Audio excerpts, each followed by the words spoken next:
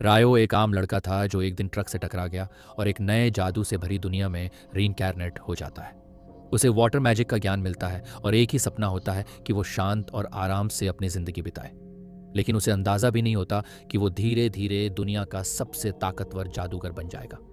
15 साल का रायो अचानक एक अजीब से सफेद जगह में आंख खोलता है। जब तक वह समझ पाता कि क्या हो रहा है, एक लंबा सा सुनहरे बालों वाला आदमी उसके पास आता है और कहता है कि रायो अब मर चुका है। तब रायो को याद आता है कि उसका एक्सीडेंट ट्रक से हुआ था और वो उस आदमी से पूछता है कि क्या वो भगवान है। वह आदमी कहता है कि वह भगवान नहीं बल्कि एक एंजल है जो उसे एक दूसरी दुनिया में भेजने आया है। रायो अपने इस नए मौके से काफ़ी एक्साइटेड हो जाता है। एंजल उसे कहता है कि उसका अगला जन्म जादू से भरी दुनिया में होगा जहां लगभग 20% लोग जादू का इस्तेमाल कर सकते हैं। एंजल बताता है कि रायो में वाटर मैजिक के लिए खास टैलेंट है। रायो एक शांत और सुकून भरी जिंदगी जीना चाहता है, इसीलिए एंजल उसे एक जंगल के बीच एक सुरक्षित घर में भेजता है जहां उसके पास 2 महीने का खाना होगा और एक इनविजिबल बैरियर होगा जो मॉन्स्टर्स को उसके पास आने से रोकेगा। रायो जब आंख खोलता है तब वह खुद को उस घर में पाता है। वह तुरंत बाहर जाकर अपने जादू की ताकत को आजमाता है। फिर वह घर को एक्सप्लोर करता है। एक ठंडे रूम में कुछ खाना, एक खाली बाथरूम, एक चाकू और 2 बिगिनर्स लेवल की किताबें हैं जिनमें मॉन्स्टर्स और पौधों के बारे में लिखा गया है। इसके बाद वो फिर बाहर जाता है और मैजिक का एक्सपेरिमेंट करता है। उसे पता चलता है कि वो सिर्फ सोचकर पानी बना सकता है बिना किसी मंत्र के। वो गर्म पानी से नहाना चाहता है लेकिन उससे सिर्फ नॉर्मल पानी ही बन रहा है। तो वह डिसाइड करता है कि आग जलाएगा। वो एकदम जंगल वाले मोड में चला जाता है और लकड़ी घिसकर आग जलाने की कोशिश करता है, लेकिन उसमें ना टैलेंट है और ना ही ताकत। तो वह हार मान लेता है। लेकिन तब उसके दिमाग में एक आइडिया आता है। वो सूरज की रोशनी का इस्तेमाल करके आग बनाएगा। ऐसा करने के लिए वह बर्फ से एक लेंस बनाना चाहता है। वह ध्यान से सोचता है कि कैसे पानी के मॉलिक्यूल्स आपस में जुड़ते हैं जब उसे गर्मी छीन ली जाती है, और उस तरीके से वो पानी को फ्रीज करने में सफल होता है। फिर वो बर्फ को गोल घुमाकर एक स्फीयर बनाता है और उसका इस्तेमाल लेंस के रूप में करता है। उस लेंस से वो सूरज की रोशनी को एक जगह कंसंट्रेट करता है और आग जला देता है, और ऐसे ही रात में वो एक गर्म बात एंजॉय करता है। तब उसे समझ आता है कि अगर वो मॉडर्न साइंस की तरकीबों का यूज़ करे तो वह डायरेक्टली गर्म पानी भी मैजिक से बना सकता है। अगले दिन जब रायो नाश्ते में थोड़ा सूखा मांस खा रहा होता है तो वह सोचता है कि उसे अपनी अटैकिंग पावर बढ़ानी पड़ेगी, क्योंकि जब उसका इस स्टोर रूम का खाना खत्म हो जाएगा उसे मॉन्स्टर्स का शिकार करना पड़ेगा। वो एक पेड़ पर वाटर बॉल शूट करने की प्रैक्टिस करता है। पहली कोशिश में ही उसका निशाना सही लगता है, लेकिन पेड़ को कोई नुकसान नहीं होता। रायो इस बात से हिम्मत नहीं छोड़ता और डिसाइड करता है कि वो एक हाई प्रेशर वाटर जेट चलाएगा क्योंकि उसमें ज़्यादा पावर होगी। लेकिन वो पानी में इतनी फोर्स नहीं डाल पाता कि वो पेड़ तक पहुंच सके। देखने में ऐसा लगता है जैसे उसके हाथ से हल्का पानी निकल रहा हो। रायो को लगता है कि ऐसे तो वो हार जाएगा। तभी उसे याद आता है कि एंजल ने कहा था कि मैजिक का असली सीक्रेट है इमेजिनेशन, और अगर वह रोज़ प्रैक्टिस करे तो वह बेहतर बन सकता है। इसीलिए रायो लगातार वाटर जेट छोड़ने की प्रैक्टिस करता है जब तक वो पेड़ को बार बार हिट करने नहीं लगता। रात में वो डायरेक्टली गर्म पानी बना लेता है। अगले दिन वो हवा में से बर्फ़ के क्रिस्टल्स बनाने की कोशिश करता है, क्योंकि उसका सपना रहा है कि वह कभी आइसिकल लेंस जादू का इस्तेमाल करे। लेकिन आइसिकल छोड़ना और भी मुश्किल होता है, पानी से ज़्यादा। फिर भी रायो लगातार प्रैक्टिस करता रहता है पानी और बर्फ़ के अलग अलग मैजिक फॉर्म्स में। काफ़ी दिन गुजर जाते हैं और रायो काफ़ी स्किल्ड हो जाता है वाटर और आइस मैजिक में। एक दिन वो डिसाइड करता है कि अब जंगल में जाकर खुद से शिकार करेगा। वह जंगल की खूबसूरती को एंजॉय करता है और कुछ हंस जमा करके सोचता है कि बस आज के लिए काफ़ी है। लेकिन तभी उसकी नज़र एक गुस्से से भरे जंगली सूअर पर पड़ती है जो उसे घूर रहा होता है। रायो डर के मारे वहीं जम जाता है। सूअर उस पर हमला करता है और वह मुश्किल से उससे बच पाता है। सूअर बिना रुके एक पेड़ को गिराता है और रायो हिम्मत जुटाकर उसे लड़ने का फैसला करता है। वो सूअर के सामने ज़मीन पर एक बर्फ़ की लेयर बना देता है जिसमें सूअर फिसल जाता है। जब सूअर तेज़ी से उसकी तरफ फिसल रहा होता है, रायो कई तेज़ और नुकीले बर्फ़ के कांटे बनाता है। आखिर तक पहुंचते ही सूअर उन आइसिकल्स, जिनको बर्फ़ के कांटे भी कहते हैं, उनसे टकरा जाता है और उसकी तुरंत मौत हो जाती है। रायो को यकीन नहीं होता कि वो जीत गया। रात को वो मॉन्स्टर वाली किताब देखता है जिसमें लिखा होता है कि सूअर सबसे कमज़ोर मॉन्स्टर होते हैं। फिर उसकी नज़र किताब के आखिरी 2 पेजेस पर पड़ती है। पहला पेज ड्रैगन्स के बारे में होता है जो इतने पावरफुल होते हैं कि एक पूरे शहर को जला सकते हैं, और अगर कोई ड्रैगन दिखे तो तुरंत भागना चाहिए। दूसरा पेज होता है डीमंस के बारे में, ऐसे प्राणी जिनके बारे में कुछ भी पूरी तरह से मालूम नहीं। किताब बस इतना कहती है कि भगवान से प्रार्थना करो कि कभी किसी डीमन से सामना ना हो, क्योंकि अगर हो गया तो वो तुम्हारा अंत है। रायो समझ जाता है कि यह दुनिया काफ़ी बड़ी है और उसे जल्दी से पावरफुल बनना होगा। अगले दिन वह अपने कपड़े हटा देता है और फुल टार्जन मोड में चला जाता है और फिर से जंगल के अंदर घुस जाता है। इस बार एक एसेसिन हॉक उस पर अटैक करता है और रायो मुश्किल से उसके पहले अटैक से बच पाता है। वो बड़ा सा मॉन्स्टर हवा में से इनविजिबल विंड स्लैश से भेजता है और रायो तुरंत समझ जाता है कि यह मॉन्स्टर उसके लेवल से काफ़ी ज़्यादा पावरफुल है। वो तुरंत भागने लगता है और पीछे बर्फ़ के ब्लॉक्स बनाता है ताकि विंड स्लैश से को रोक सके। फिर वो उस मॉन्स्टर पर वाटर जेट छोड़ता है, लेकिन एसेसिन हॉक सब कुछ आसानी से डॉस कर लेता है। फिर वो हॉक फुल स्पीड से रायो पर हमला करता है, लेकिन रायो लास्ट मोमेंट पर एक आइस वॉल क्रिएट कर देता है जो उसके अटैक को रोक देती है। टकराने की वजह से उस हॉक की एक आंख चली जाती है और वो इस बार पीछे हटने का फैसला करता है, जो रायो के लिए काफ़ी बड़ा रिलीफ होता है। लेकिन जब वो उस मॉन्स्टर से बचकर भाग रहा होता है, रायो अपना डायरेक्शन खो देता है। जब वो अपने घर लौटने की कोशिश करता है तो अचानक उसकी नज़र एक चमकदार झील पर पड़ती है, जहाँ पानी के ऊपर एक सर कटा नाइट अपने बिना सर वाले घोड़े के साथ खड़ा होता है। उसे देखकर रायो की चड्डी गीली हो जाती है। तभी वो नाइट अपना ध्यान रायो की तरफ मोड़ देता है। किस्मत से रायो किसी तरह जिंदा घर लौट आता है और उसके बाद भी जंगल को एक्सप्लोर करता रहता है और ज़्यादा पावरफुल मॉन्स्टर से लड़ता है और अपने वाटर मैजिक को मास्टर करता है। रात में वो दोबारा उसी झील पर जाता है जहाँ वो सरकटा नाइट उसका इंतजार कर रहा होता है। रायो को उसकी किताब में ऐसे बिना सर वाले नाइट्स के बारे में कुछ नहीं मिलता और उसे लगता है कि शायद ये इतने हाई लेवल मॉन्स्टर्स हैं कि उनके बारे में कुछ भी इन्फॉर्मेशन नहीं होता, या शायद उन्हें मॉन्स्टर्स माना ही नहीं जाता। लेकिन यह सब अब मायने नहीं रखता क्योंकि रायो वहाँ लड़ाई के लिए आया है। वो नाइट पर बर्फ की तलवार से अटैक करता है, लेकिन एक भी अटैक उस पर नहीं लगते। उल्टा वह खुद ही बार बार मार खाता है, लेकिन उन्हें अपने आइस शील्ड से ब्लॉक कर लेता है। आखिर में वह थक जाता है और ज़मीन पर गिर जाता है, लेकिन नाइट उस पर अटैक नहीं करता क्योंकि वह असल में रायो को ट्रेन कर रहा होता है। जब रायो उठता है तब नाइट उसके पास आता है एक चाकू लेकर। वो नाइट उस चाकू पर पानी डालता है और फिर उसे फ्रीज करके एक आइस स्वॉर्ड में बदल देता है। फिर वो तलवार रायो को दे देता है, जिसे देखकर रायो समझ जाता है कि नाइट उसे कह रहा है कि वो इस टेक्निक को मास्टर करे। थोड़े ही समय बाद रायो दोबारा उस एसेसिन हॉक से टकराता है जिससे वह पहले लड़ चुका था, लेकिन इस बार वह इवॉल्व हो चुका होता है एक और भी ज़्यादा पावरफुल वर्जन में। वो मॉन्स्टर रायो पर विंड स्लैश भेजता है, जिसे वह तुरंत बर्फ़ की दीवारें बनाकर रोकने की कोशिश करता है। मुश्किल से वह उन अटैक से बच पाता है जो उसके शील्ड को आसानी से छेद देता है, क्योंकि इस बार वो पहले से काफ़ी ज़्यादा पावरफुल है। रायो को मजबूरन भागना पड़ता है और बस हॉक के अटैक्स को ब्लॉक करता रहता है। हॉक अचानक फुल स्पीड से उसकी तरफ आता है, लेकिन रायो मुश्किल से अपने सामने मल्टीपल आइस शील्ड्स बनाकर उसका अटैक रोक लेता है। वो बर्फ़ के कांटों से हॉक को मारने की कोशिश करता है, लेकिन वो भी काम नहीं करता। तभी हॉक एक सोनिक अटैक करता है जो तुरंत उसके आइस शील्ड्स को कैंसिल कर देता है। रायो समझ जाता है कि अब उसके लिए सिचुएशन खतरनाक हो गई है। फिर हॉक उसे एक ज़बरदस्त झटका देता है एक बिजली के अटैक से। मॉन्स्टर उस पर हमला करता है सब कुछ खत्म करने के लिए, लेकिन रायो टाइम पर अपने क्रिस्टल शॉट निकालकर उसका अटैक रोक लेता है। वह हॉक के इनविजिबल विंड अटैक्स को भी काट के हटा देता है, और जब हॉक दोबारा अटैक करता है तो रायो उसके सीने में तलवार घुसा देता है। हॉक ज़मीन पर गिर जाता है और रायो उसके पास जाता है। वो सोचता है कि वो इस मॉन्स्टर से सिर्फ 2 बार मिला, लेकिन उनके बीच एक स्ट्रांग कनेक्शन बन गया है।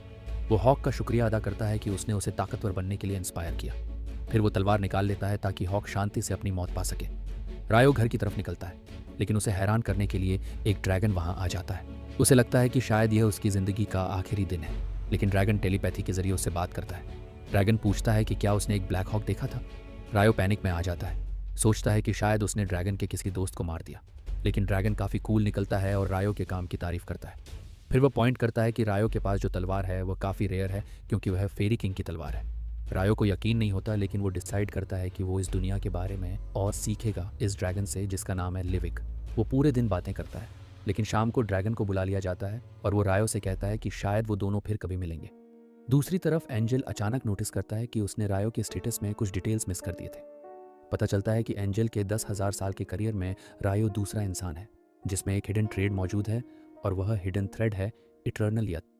कुछ हफ्तों बाद रायो को सी फूड खाने का मन करता है तो वो बीच पे जाता है, लेकिन वहाँ एक जहाज़ देखकर शॉक हो जाता है। जल्दी ही उसे शिप के पास एक आदमी मिलता है, लेकिन पास जाके रायो को समझ में आता है कि वो जिंदा नहीं है। तभी उसे किसी और आदमी की आवाज़ आती है और रायो कहेगी, और रायो के चेहरे पर रोशनी आ जाती है क्योंकि यह पहली बार है जब उसने इस दुनिया में किसी और इंसान को देखा है। एक आदमी जिसका नाम एबेल है, उसके दिमाग में फ्लैशबैक्स आते हैं एक जॉइंट ऑक्टोपस मॉन्स्टर के जो तूफान के दौरान उसकी शिप पर अटैक करता है, जिसके कारण वह समंदर में गिर जाता है। लेकिन जब उसकी आंखें खुलती हैं तो वो खुद को रायो के घर में पाता है। वो समझ जाता है कि किसी तरह से उसकी जान बच गई है और तुरंत दूसरों को ढूंढने के लिए घर से बाहर निकल पड़ता है। घर के बाहर जाते ही वो और ज़्यादा कंफ्यूज हो जाता है क्योंकि उसे यह समझ ही नहीं आता कि वह जगह है कहाँ।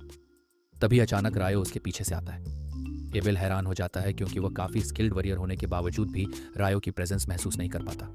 उसे रायो के कपड़ों का स्टाइल भी काफ़ी अजीब लगता है, लेकिन पहले वो तमीज़ से कुछ नहीं कहता। एबेल अपना इंट्रोडक्शन देता है और रायो का शुक्रिया अदा करता है कि उसने उसकी जान बचाई। रायो कहता है कि वो सिर्फ उसी को बचा पाया, बाकी सब लोग तो मर चुके थे जब वो वहाँ पहुँचा था। एबेल कहता है कि उन लोगों के लिए इतनी चिंता ना करें क्योंकि वह सब स्मगलर्स थे, लेकिन वह और कुछ बताने से पहले ही उसका पेट गुड़गुड़ करने लगता है। रायो कहता है कि चलो खाना खाते हुए बात करते हैं और उसे वापस घर ले जाता है। अंदर जाकर एबेल सबसे पहले उसके कपड़ों के बारे में बात करता है। रायो कहता है कि उसके पास और कपड़े नहीं हैं और नए बनाने के लिए ज़रूरी सामान भी नहीं है। एबेल कहता है कि सिंपल सी बात है, कपड़े खरीद लो। फिर तुरंत चुप हो जाता है। सोचता है कि शायद रायो के पास पैसे नहीं है, लेकिन रायो उसे तसल्ली देता है यह कहकर कि इस एरिया में उसके अलावा और कोई नहीं रहता। एबेल फिर पूछता है कि क्या रायो खुद के लिए शिकार करता है। रायो हाँ कहता है।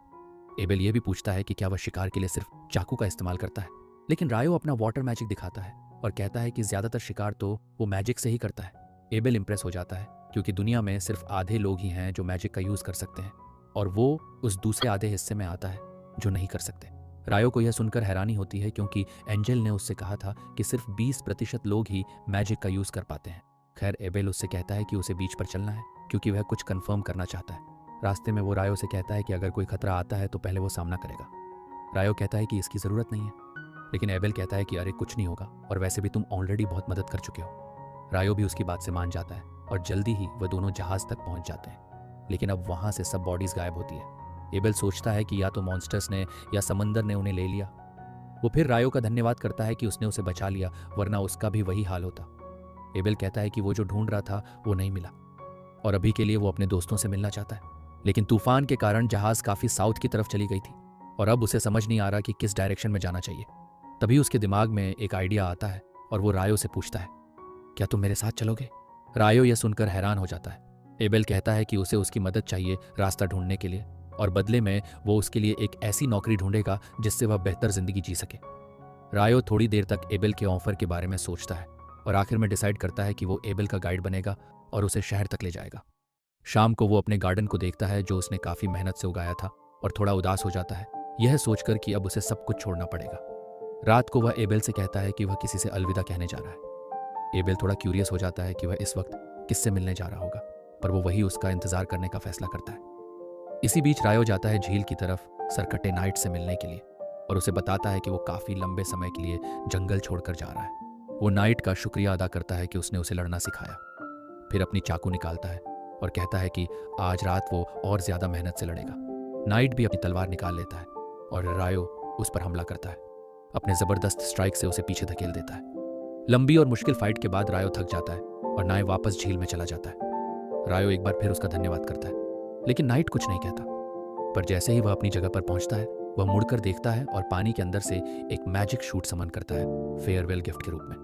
रायो इमोशनल हो जाता है ये गिफ्ट देखकर और फिर से उसका शुक्रिया कहकर वापस घर लौट आता है। अगली सुबह रायो और एबेल अपनी जर्नी के लिए तैयार हो जाते हैं। रायो थोड़ा नॉस्टैल्जिक फील करता है उस जगह को छोड़ने के बारे में जहां उसने इतना समय बिताया था। जंगल में थोड़ी देर चलने के बाद उनका सामना एक जंगली सुअर से हो जाता है। कहता है कि वो इसे संभालेगा। वो अपनी तलवार लेकर सुअर की तरफ दौड़ता है और एक कॉम्बैट स्किल का यूज़ करके बेचारे जानवर को डोनट बना देता है। रायो हैरान हो जाता है और पूछता है कि ये कॉम्बैट स्किल्स क्या होते हैं। एबेल समझाता है कि जो लोग हथियारों से लड़ते हैं वह कॉम्बैट स्किल्स का यूज़ करते हैं। रात को वो एक पेड़ के अंदर कैंप लगाते हैं और अगले दिन जंगल में अपनी जर्नी कंटिन्यू करते हैं। रास्ते में उनका सामना कुछ लिजर्ड मैन से होता है जो एक दलदल में होते हैं। एबेल डिसाइड करता है कि उन्हें रास्ता बदल देना चाहिए क्योंकि ये लोग काफ़ी पावरफुल होते हैं, लेकिन राय महसूस करता है कि लिजर्ड अब भी उनका पीछा कर रहे हैं और एबेल के लिए रेडी हो जाता है। रायो उसे कहता है कि उनकी संख्या ज़्यादा है, इसीलिए वो भी मदद करने के लिए मैजिक का यूज़ करेगा। एबेल सोचता है कि रायो बिना स्टाफ के मैजिक कैसे करेगा, लेकिन वह हैरान रह जाता है जब रायो एक साथ कुछ बर्फ के कांटों से 4 लिजर्ड मैन को हरा देता है। फाइट के बाद एबेल उससे पूछता है कि उसने कौन सा स्पेल यूज़ किया था। रायो कहता है कि ये तो सिंपल आइसिकल लेंस अटैक था। एबेल बताता है कि उसके कुछ दोस्त जो विंड मैजिक यूज़र हैं वो एक बार में सिर्फ एक ही अटैक कर पाते हैं, लेकिन रायो ने एक साथ 4 कर दी। रायो कहता है कि शायद ये विंड मैजिक का लिमिटेशन हो क्योंकि वाटर मैजिक में तो ये काफ़ी नॉर्मल है। एबेल फैसला करता है कि वह इस बारे में ज़्यादा नहीं सोचेगा और कहता है कि चलो जर्नी कंटिन्यू करते हैं। लेकिन उससे पहले रायो बर्फ़ से 2 ग्लासेस बनाता है और उनमें पानी समन करता है। एबेल नोटिस करता है कि इस बार रायो ने अलग मंत्र का इस्तेमाल किया, लेकिन रायो बात को छुपाता है और कहता है कि शायद पिछली बार उसने गलत सुना होगा। इसके बाद एबेल रायो को एक कॉइन देता है और रायो एक्साइटेड होकर कहता है कि यह पहली बार है जब उसने असली पैसा देखा है। एबेल हैरान हो जाता है क्योंकि उसे लगा था कि रायो गरीब है, लेकिन इतना गरीब होगा उसने कभी इमेजिन नहीं किया था। फिर एबेल रायो को बताता है कि सेंट्रल प्रोविंस में 3 बड़े देश हैं, किंगडम ऑन ऑफ नाइटली, डेबोही एम्पायर और हेनली फेडरेशन। रायो डेबोही एम्पायर का नाम सुनते ही उस पर थोड़ा मजाक उड़ाने लगता है क्योंकि उसे वो नाम बिल्कुल पसंद नहीं आता। जब तक वह उस भद्दे नाम के बारे में बोलता रहता है तब तक वह लोग एक बड़े से खुले मैदान में पहुंच जाते हैं। अचानक से उनके पास एक पत्थर अपने आप हिलता हुआ दिखता है और एबेल तुरंत अपनी तलवार से उसे 2 हिस्सों में काट देता है। रायो भी तुरंत एक वाटर शील्ड बनाता है जो उनकी तरफ आ रहे पत्थरों को रोक लेता है।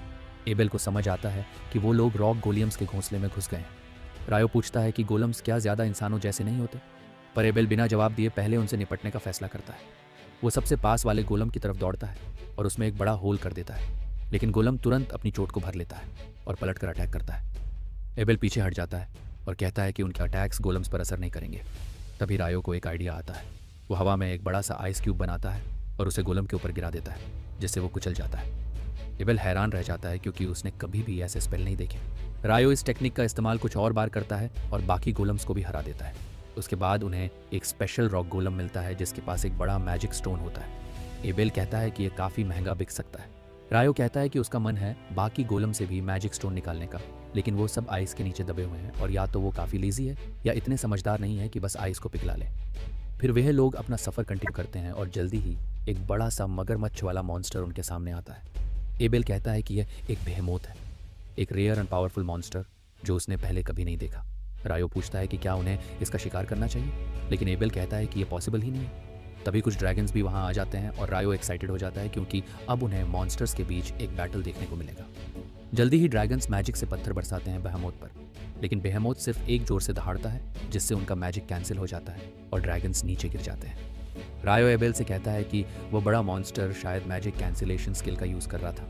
बाद में जब वो डिनर कर रहे होते हैं, एबेल रायो से उस मैजिक कैंसिलेशन स्किल के बारे में पूछता है क्योंकि उसने सिर्फ कुछ डंजन्स में ऐसे थ्रैप्स के बारे में सुना था जो ऐसा कर सकते हैं। रायो डंजन्स के बारे में सुनकर एक्साइटेड हो जाता है और एबेल उसे बताता है कि जहाँ वो लोग जा रहे हैं लैंड सिटी, वहाँ एक डंजन है। रायो गुस्सा हो जाता है कि एबेल ने इंपॉर्टेंट बात उसे पहले क्यों नहीं बताया और पूछता है कि क्या वो कुछ और भी छुपा रहा है। तो एबेल उसे पूछता है कि कम से कम उसे ड्वार्फ्स और एल्व्स के बारे में तो पता ही होगा। रायो कहता है कि बिल्कुल नहीं भाई, तुम जल्दी बताओ। कुछ दिन बाद वो लोग एक पहाड़ तक पहुंच जाते हैं और रायो कहता है कि पहाड़ों के उस पार उन्हें कोई शहर या गांव मिल जाएगी। एबेल उससे पूछता है कि वो इतना श्योर कैसे है, और रायो सोचता है कि क्या उसे बताना चाहिए कि उसकी मुलाकात एक ड्रैगन से हुई थी जिसने इस दुनिया के बारे में उसे काफ़ी कुछ बताया था।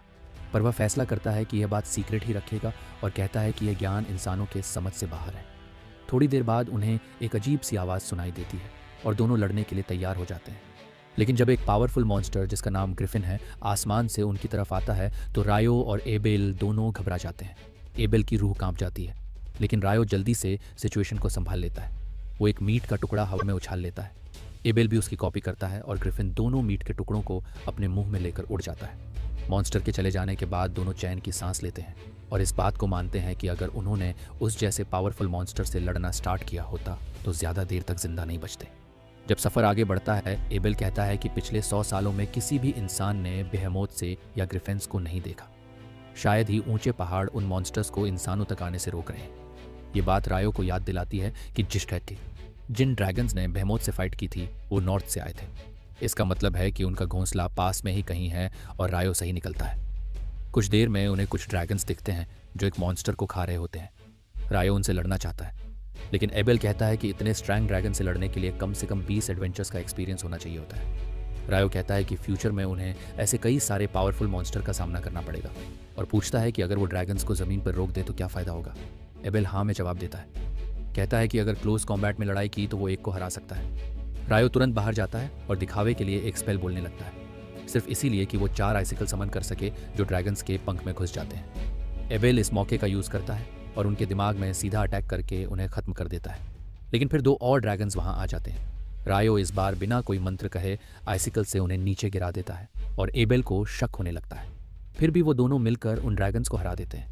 उनके मैजिक स्टोन्स कलेक्ट करता है और नॉर्थ डायरेक्शन में अपना सफ़र जारी रखता है। जल्दी ही वह लोग पहाड़ क्रॉस कर लेते हैं और एक हरियाली से भरे जगह में पहुंच जाते हैं। एबेल हैरान होता है कि उन्होंने सिर्फ ड्रैगन से फाइट नहीं की, बल्कि उनके पास इतने सारे मैजिक स्टोन्स भी है जो एम्पायर पहुंचने के बाद काफ़ी पैसे ला सकते हैं। तभी रायो क्यूरियस होता है और पूछता है कि वो लोग कौन से देश की तरफ जा रहे हैं, क्योंकि उसे कोई भी देश चले गए, बस डेबुही एम्पायर नहीं। एबेल बताता है कि डेबुही एम्पायर थोड़ा और नॉर्थ में है, और यह सुनकर रायो रिलैक्स फील करता है। एबेल थोड़ा कंफ्यूज हो जाता है और रायो से पूछता है कि क्या उसे उस देश से कोई प्रॉब्लम है। रायो जवाब देता है कि ना तो उसे उस देश से कोई दिक्कत है और ना ही वहाँ के लोगों से, लेकिन उस देश का नाम इतना क्रेजी लगता है कि वह उसे जुड़ना ही नहीं चाहता, और एबेल को ये काफ़ी अजीब लगता है। अचानक रायो दूर एक रास्ता देख लेता है, और जैसे वह देखता है कि वो रास्ता ईस्ट से वेस्ट तक जा रही है, एबेल को एहसास होता है कि जिस पहाड़ को उन्होंने अब भी क्रॉस किया है वो नॉर्मल नहीं थी। लेकिन जब रायो उससे पूछता है कि वो क्या सोच रहा है, एबेल कहता है कि कुछ नहीं, और बोलता है कि ये रोड एक शहर तक ले जाएगी। रायो एक्साइटेड हो जाता है सिर्फ इस बारे में सोच के कि उसे बेड पे सोने को मिलेगा, और एबेल उसे रेकमेंड करता है कि शहर का खाना ज़रूर ट्राई करें। रात तक वो शहर पहुंच जाते हैं और एक होटल में डिनर कर रहे होते हैं। वहाँ एबेल सजेस्ट करता है कि रायो को एडवेंचरस गिल्ड में रजिस्टर हो जाना चाहिए, क्योंकि गिल्ड लाइसेंस उसके लिए एक आइडेंटिटी कार्ड की तरह काम करेगा, और अगर उसके पास गिल्ड लाइसेंस होगा तो नए शहर में जाते वक्त उसे कोई टैक्स भी नहीं देना पड़ेगा। वो रायो को याद दिलाता है कि जब वो लोग इस शहर में आए थे तब उसने उसके लिए एक सिल्वर कॉइन दिया था टैक्स के रूप में। रायो उसका मजाक उड़ाते हुए कहता है, क्या तुम हर छोटी छोटी बात का हिसाब रखोगे? दोस्ती में भी पैसे गिन रहे हो क्या? एबेल थोड़ा ऑकवर्ड फील करता है रायो के इस बिहेवियर से। फिर भी वो अपनी बात कंटिन्यू करता है और बताता है कि अगर रायो गिल्ड का मेंबर बन जाता है तो गिल्ड उसके मैजिक स्टोर्स और दूसरी चीज़ों को अच्छे कीमत में खरीदेंगे। वह समझाता है कि सिर्फ एल्केमिस्ट ही उन चीज़ों का सही यूज़ कर सकता है, और रायो क्यूरियस हो जाता है उनके बारे में और जानने के लिए। लेकिन उसे सवाल पूछने का मौका ही नहीं मिलता, क्योंकि तभी वह एथ्रेस उसका खाना ले आते हैं, और रायो अपनी आंखों पर भरोसा नहीं कर पाता जब वो देखता है करी राइस के प्लेट। रायो ये सोचने लगता है कि इस दुनिया में करी राइस कैसे हो सकता है, क्योंकि ये तो सिर्फ जापान में ही मिलता है, और वो थोड़ा एक्साइटेड था वैसा कुछ टेस्ट करने के लिए। करी का टेस्ट भी बिल्कुल वैसे ही था, डिलीशियस और नॉस्टैल्जिक जैसे वो जापान में खाता था। रायो तुरंत पूरी प्लेट खत्म कर देता है और दोबारा करी ऑर्डर करता है। अगली सुबह रायो बस करी की तारीफ करता जा रहा होता है और कहता है कि यह भी एक मज़ेदार चीज़ थी जो एबेल ने उसे छुपा के रखे थे। वो मजाक में कहता है, भाई अब तो तुम अपने सारे सीक्रेट्स मुझे बता दो। एबेल ये सुनकर थोड़ा शॉक रह जाता है, लेकिन रायो सिर्फ ये जानना चाहता था कि टाउन में सबसे बेस्ट मिठाइयों की दुकान कौन सी है। एबेल थोड़ा नर्वस हो जाता है और कहता है कि उसे स्वीट्स पसंद नहीं, पर रायो ये सुन के थोड़ा कन्फ्यूज हो जाता है। खैर वो लोग अपना सफ़र दोबारा शुरू करते हैं और जल्दी ही लैंड सिटी पहुंच जाते हैं, जो बड़े बड़े गेहूं के खेत से घिरा होता है। जब वो लोग शहर के गेट तक पहुंचते हैं, गार्ड नीमर एबेल को पहचान लेता है और उसे देखकर शॉक हो जाता है, क्योंकि कुछ महीने पहले ही उसके मिसिंग होने की रिपोर्ट आई थी। एबेल उसे कहता है कि काफ़ी कुछ हुआ, लेकिन वो वापस घर आ गया रायो की वजह से। नीमर रायो का शुक्रिया अदा करता है उसके दोस्त की जान बचाने के लिए, फिर एक्साइटेड होकर उसे हाथ मिलाता है और एबेल के साथ बातें करने लगता है। शहर के अंदर आने के बाद एबेल रायो से कहता है कि उन्हें सीधा गिल्ड जाना चाहिए, क्योंकि उसके होने की वजह से रायो को रजिस्ट्रेशन के टाइम पे तुरंत एक हाई रैंक मिल सकता है। वो समझाता है कि आमतौर पे नए एडवेंचरर्स को एफ रैंक दिया जाता है जब वो रजिस्टर करता है, लेकिन अगर कोई भी रैंक या उससे ऊपर का एडवेंचरर उनके लिए अच्छा बोल दे तो उनका रैंक तुरंत डी तक बढ़ जाता है। वो लोग गिल्ड पहुंचते हैं और सब लोग एबेल को वापस देखकर खुशी से हैरान हो जाते हैं। लोग उसे घेर लेते हैं जैसे वो कोई सेलिब्रिटी हो, और रायो खुश होता है देखकर कि एबेल के इतने लोग परवाह करते हैं। रायो डिसाइड करता है कि एबेल को यह मोमेंट एंजॉय करने देना चाहिए और थोड़ी देर के लिए बाहर ताज़ी हवा लेने निकल जाता है। वो वॉक कर रहा होता है, तभी अचानक उसकी मुलाकात एक एल्फ से हो जाती है, जहाँ रायो उसके नुकीले कानों और सुंदर चेहरे से अट्रैक्ट हो जाता है। वहीं एल्फ लड़की भी उसके आउटफिट को देखकर उस पर से नज़र नहीं हटा पाती। वह पहचान लेती है कि रायो ने फेरी किंग का कोट पहना है और कहती है कि फेरी किंग को रायो बहुत पसंद होगा, जो उसने उसे ऐसा गिफ्ट दिया। रायो को समझ ही नहीं आता कि वो क्या कह रही है। फिर एल्फ लड़की कहती है कि वो आज जल्दी में है, लेकिन उम्मीद करते हैं कि उनकी मुलाकात फिर कभी हो। रायो वही खड़ा कंफ्यूज रहता है। तभी एबेल बाहर आता है उसे ढूंढते हुए और कहता है कि अंदर चलो। वो रायो का सबके सामने इंट्रोडक्शन करता है उस आदमी के रूप में जिसने उसकी जान बचाई थी। सब लोग रायो का शुक्रिया अदा करते हैं एबेल को बचाने के लिए, और रायो को ढेर अटेंशन पसंद आने लगता है। उसके बाद एबेल रायो को फ्रंट डेस्क पर ले जाता है और रिसेप्शनिस्ट से कहता है कि उसे डी रैंक एडवेंचरर के रूप में रजिस्टर किया जाए अपनी रिकमेंडेशन पर। रिसेप्शनिस्ट ये सुनकर शॉक्ड हो जाता है, क्योंकि एबेल की पार्टी में से किसी ने कभी किसी को रिकमेंड नहीं किया। एबेल कहता है कि रायो एक स्पेशल बंदा है। रिसेप्शनिस्ट कहता है कि फिर भी रायो को अपनी ताकत का प्रूफ देना पड़ेगा रैंक बढ़ाने के लिए। एबेल बोलता है कि वह इस बारे में सीधा गिल्ड मास्टर से बात करना चाहता है। रिसेप्शनिस्ट उन दोनों से कहता है कि थोड़ी देर वेट करें और जल्दी ही गिल्ड मास्टर हुक भागते हुए आते हैं जैसे उन्हें पता चलता है कि एबेल वापस आ गया है। एबेल उनका इंट्रोडक्शन रायो से करवाता है और कहता है कि वो चाहता है रायो रैंक अप एग्जाम दे। हुक कहता है कि उन्हें उसकी ताकत टेस्ट करनी पड़ेगी। एबेल जवाब देता है कि रायो उससे भी ज़्यादा पावरफुल है, जो हुक को विश्वास नहीं होता। अपनी बात को प्रूव करने के लिए एबेल हुक को सारे मैजिक स्टोन्स दिखाता है जो उन्होंने ड्रैगन से कलेक्ट किए थे और हुक लिटरली शॉक में आ जाता है। हुक कहता है कि इतने सारे मैजिक स्टोन्स का मतलब है कि उन्होंने इतने ड्रैगन्स मार गिराए कि पूरा देश भी तबाह हो सकता था।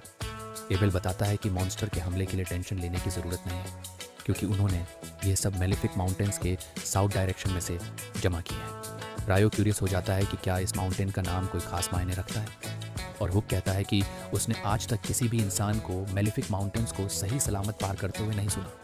वह कहता है कि यह जगह इतनी खतरनाक है कि सबसे हाई रैंक वाले एडवेंचरर्स भी बिना किसी खास वजह के उधर नहीं जाते।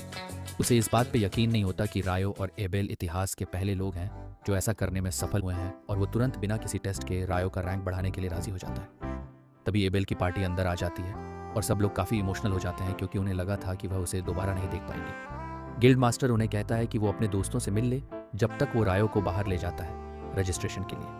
रायो उसके पीछे चलता है, लेकिन एबेल उसे कहता है कि जब काम हो जाए तो रिसेप्शनिस्ट के डेस्क के पास रुकना, क्योंकि वो उसे एक खास जगह दिखाना चाहता है।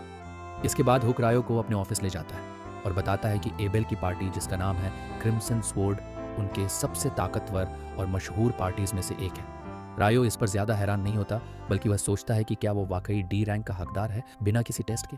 हुक कहता है कि वह जानता है कि एबेल टैलेंटेड है, लेकिन वह भी अकेले एक ड्रैगन को नहीं हरा सकता। इसीलिए उसका मानना है कि रायो ने भी काफ़ी हद तक उसे लड़ाई की होगी, जिसके कारण उसे डी रैंक दिया जाता है।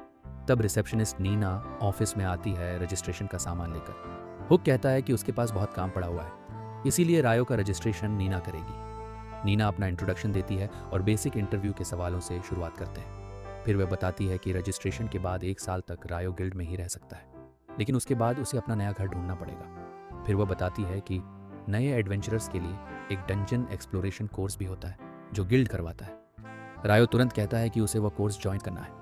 नीना कहती है कि उसे 2 दिन बाद सुबह 9 बजे मीटिंग हॉल में आना है।